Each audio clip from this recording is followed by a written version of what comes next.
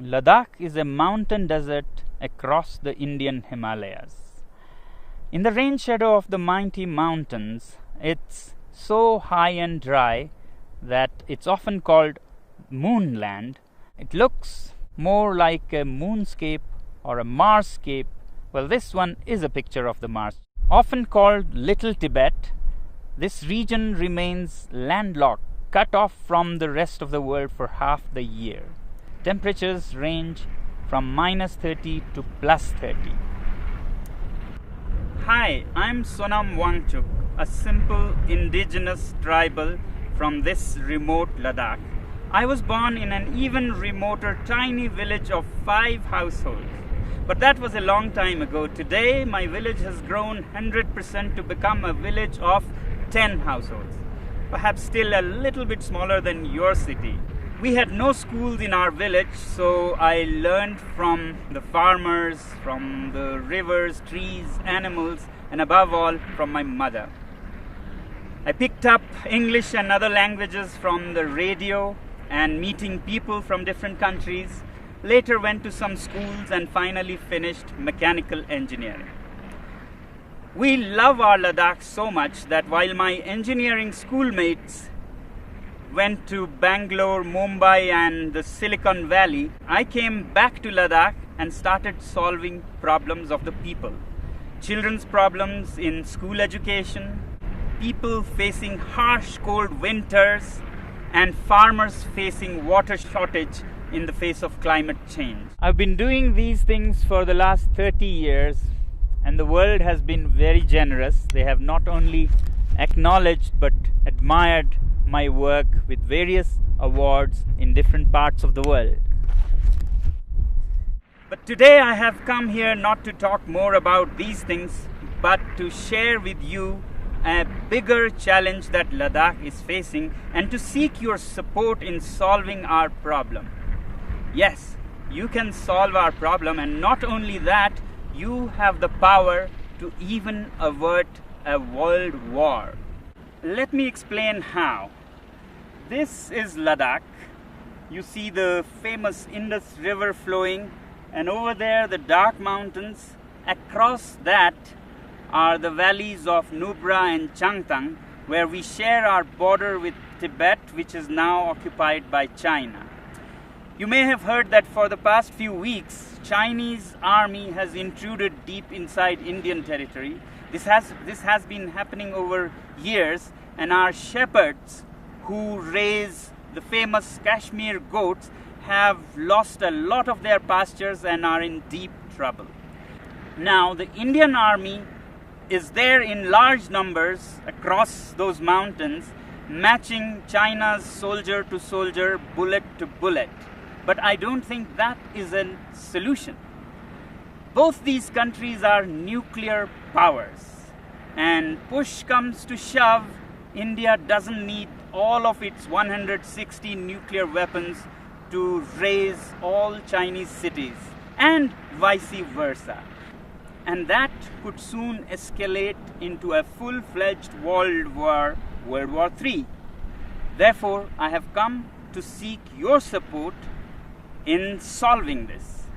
You, my friends, have the wallet power, which in this case can even diffuse a bullet war between different countries. Let me explain how. To understand your power, let's first understand what China is doing and why and when. Although China claims that Indian soldiers intruded into its territory, it could not be a coincidence that at the same time, in the months of April and May, Vietnamese decide to bother China. Taiwan and the US Navy also decide to bother China.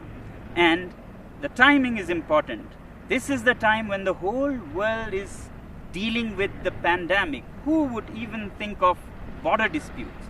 But one country has serious reasons to do that, and that is China.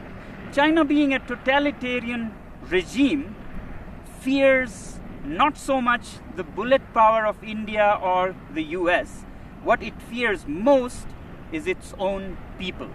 the 1.4 billion people that work like bonded laborers without many rights and enrich this regime, when they are angry, there's a situation for an uprising, a revolt. And today, after the COVID pandemic, people in China are furious with their government for how they handled the pandemic. Chinese businesses are shut, factories are shut, unemployment reaches 20%. And it's time for an uprising. And that's when China picks up fights with several of its neighbors to divert the attention of angry citizens from the economy to nationalism. And this is not the first time China is doing this. From 1958 to 62, during the worst Great Chinese Famine, when people in China were very, very upset, Mao decided to invade India. And now Xi is doing the same thing again. Well, this is the simple analysis of my simple tribal mind. If this be the case, then we, the citizens of the world, should use our wallet judiciously and hit China where it hurts most, the economy. If enough people around the world decide that we will no longer buy Chinese goods and sponsor this regime, then that will see their worst nightmares coming true. And I think this is the only way we can bring the Chinese regime on the discussion table for peace dialogues. We must always clearly remember that when we say China, it's the regime and not the civilization, not the people. In fact, the Chinese people are themselves the greatest victim in this. And that's why, my friends, I've come to seek your support. We use so many Chinese products, software, hardware, from apps and software that sends millions and millions of dollars to China to products like clothing, phones, computers. If we boycott these goods, it'll send a clear message to China that the world is not happy with you. But is it right to boycott goods from a particular country? When normally not, when it is among equal partners. But my simple tribal mind says that China is not a normal country. If the world was a club of peaceful sheep, China is a wolf in sheep's clothing. It doesn't respect the rules of the game. It's a totalitarian regime run by a clique. It's not representative of its people. In fact, its people are just an instrument for its expansionist ambitions. It doesn't respect international customs or bodies like the WHO, and we saw because of its behavior how the COVID spread so much and caused so much suffering. Yet, we, the people of the world, also have double standards. We overlook everything and just want trade with it. In 1947, China gobbled up Inner Mongolia. We were silent. We wanted trade. Later, Tibet, with its 6 million Tibetan Buddhists, were annexed. We were silent. We wanted trade. And then Xinjiang, with its 10 million Uyghur Muslims, were gobbled up. We were silent. We wanted trade. In fact, 60% of today's China is occupied territory. But we overlook that because we want trade. But the biggest victims of this regime are the 1.4 billion Chinese. They work like bonded laborers, have hardly any rights, and if they raise their voice, they disappear. China has already blocked and banned Twitter, Google, Facebook, and keeps its people from all the information of the free world. And now with the Belt and Roads Initiative, China is laying a debt trap around the world. Already, countries like Sri Lanka have lost their land as they couldn't pay the debts. Pakistan is soon becoming a colony of this kind. In Africa, Djibouti has already lost its land for China. Countries like Tonga have debts that amount to 44% of its GDP. After Asia and Africa, they're soon arriving in Europe, where assets are being built all over Central Asia and Europe with loans from Chinese companies and contracts given to Chinese companies with very high rates, and when you can't repay the loans, you lose your land. To my simple tribal mind, these belts and roads are the veins to suck the blood of the world, to send finished Chinese goods and to suck resources and money from around the world. But we overlook all these facts because we are addicted to cheap Chinese goods. We must also find out, why are these goods cheap in the first place? Can we ethically make cheap goods like this? Well, they are cheap because the labor is low paid, labor laws are hardly there, and natural resources are plundered like there is no tomorrow. State subsidizes utilities to artificially lower their prices, and they manipulate currencies in their favor. So it's time that we, citizens of the world, take our wallets into our hands and say we have personal economic sanctions on this regime. And yet in the free world, we have the double standards to say that if our own country has environmental and human rights restrictions, we move our factories to China. Well, aren't Chinese people human beings with human rights? Isn't nature in China a part of this planet? Now, some people would ask, is it practical? How can we manage without Chinese goods? And what are the alternatives? Well, if we are determined and give enough time to businesses and industry, things will adapt themselves. So that's why I say boycott made in China, software in a week, hardware in a year.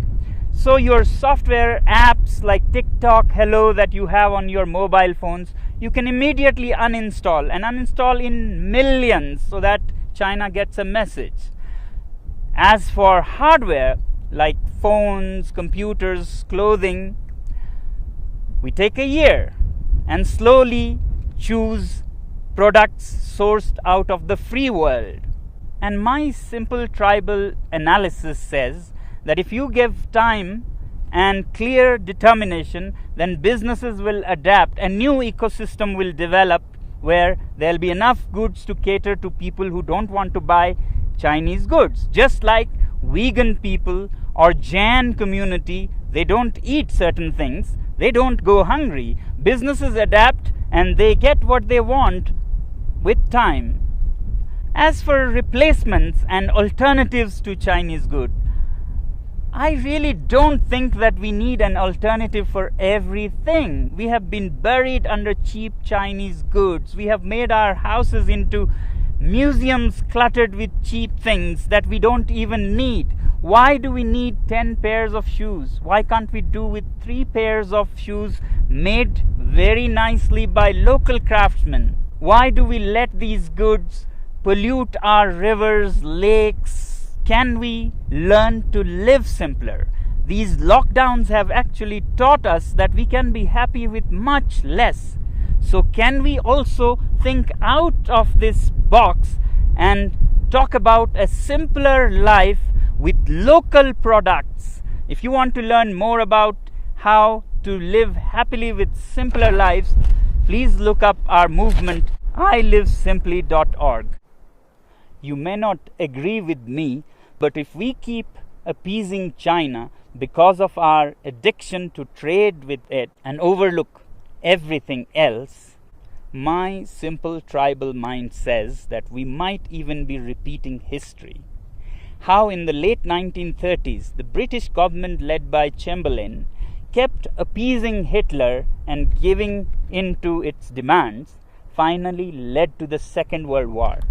If we continue on the same path, we might either be leading the world to a third world war or a world dominated and colonized by China.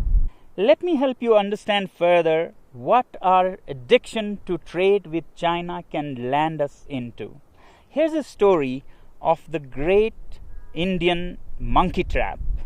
Man puts a sweet bait into the pitcher and then ties this pitcher to a tree with a very small opening.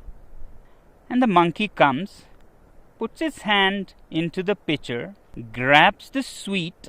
As it closes its fist to grab this bait, the opening is so small that a closed fist cannot come out of its mouth.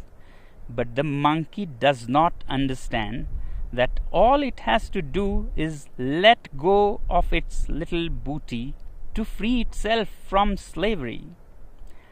It struggles and struggles to get its hand out, but doesn't open its fist and let go of the bait. Continues for all night, and in the morning, the shrewd hunters come and catch it, all because of its attachment to its booty.